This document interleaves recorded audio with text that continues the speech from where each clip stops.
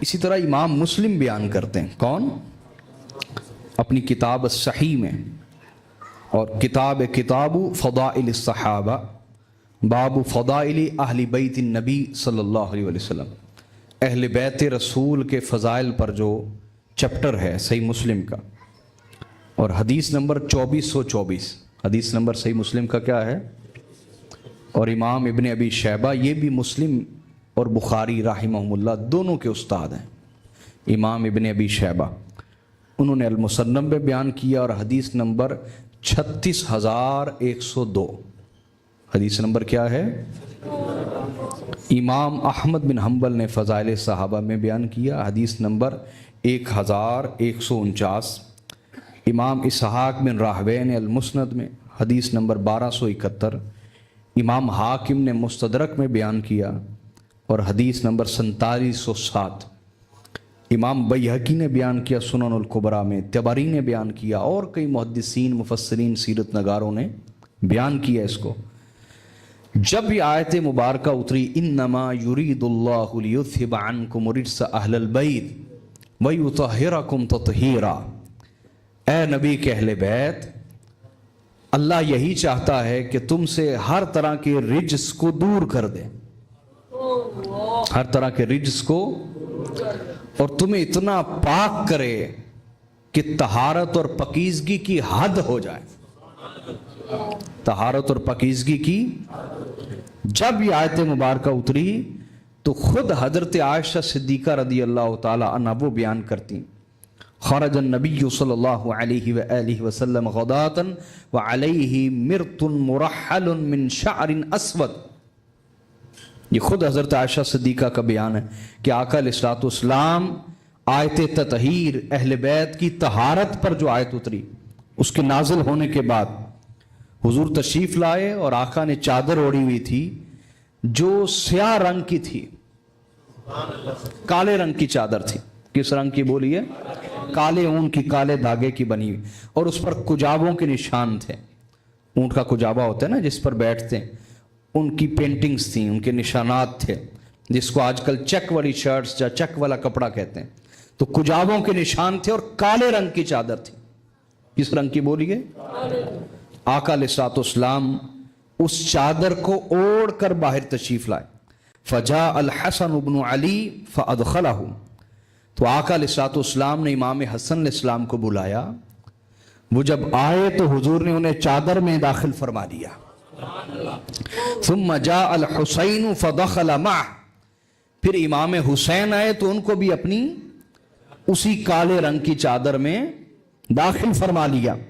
ثم جاءت فاطمہ فادخلها، پھر حضرت سیدہ فاطمہ الزہراء آئیں سلام اللہ علیہا، ان کو بھی حضور نے اسی کالی چادر میں داخل فرما لیا۔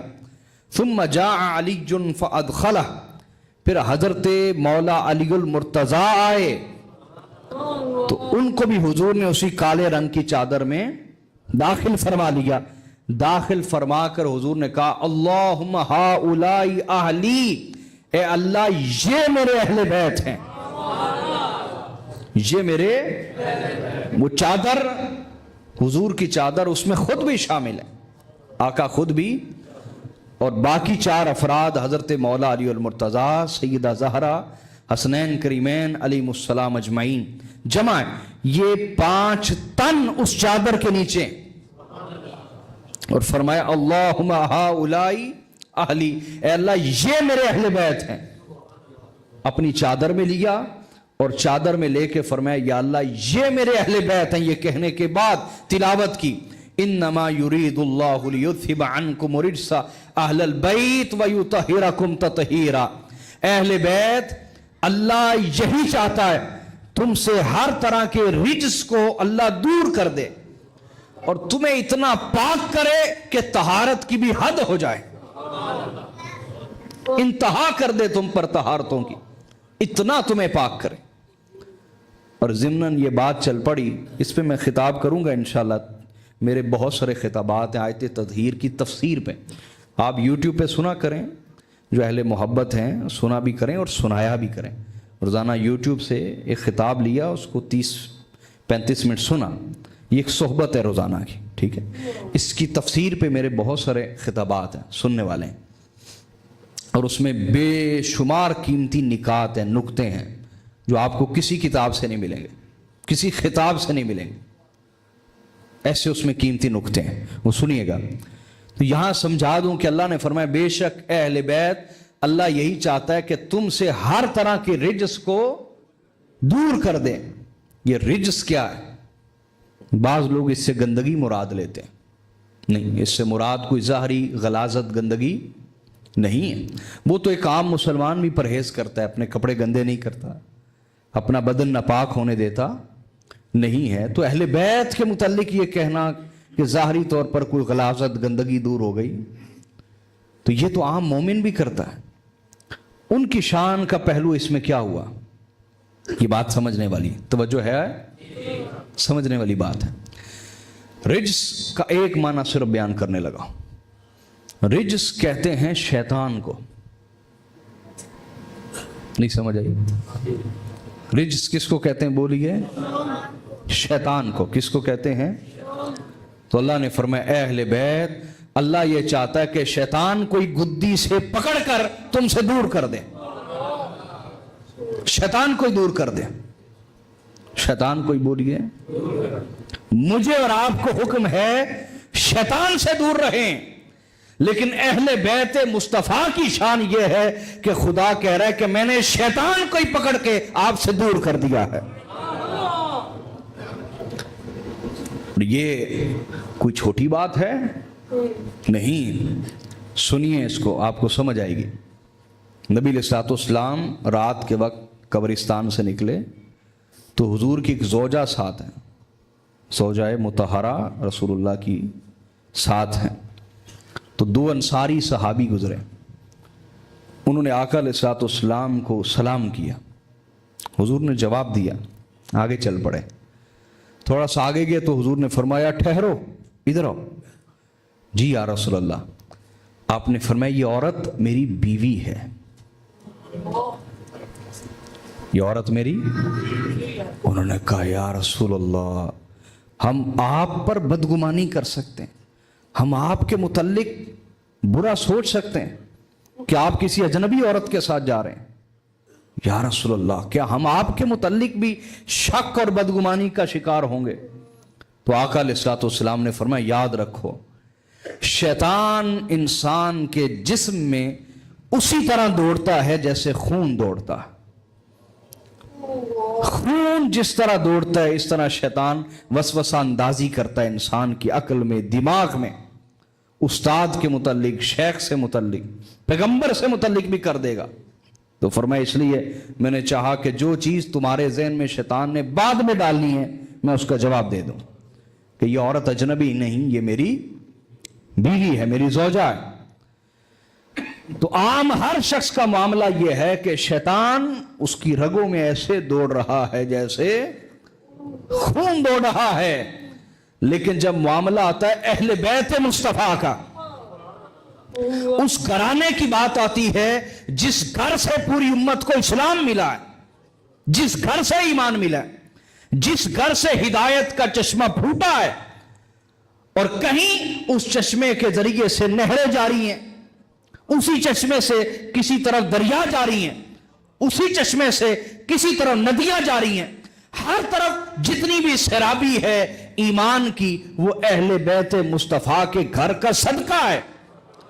اس گھر کی جب باری آئی تو باری تعالیٰ نے نظام ہی بدل دیا، نظام ہی بولیے، اور بدل کے کیا فرمایا؟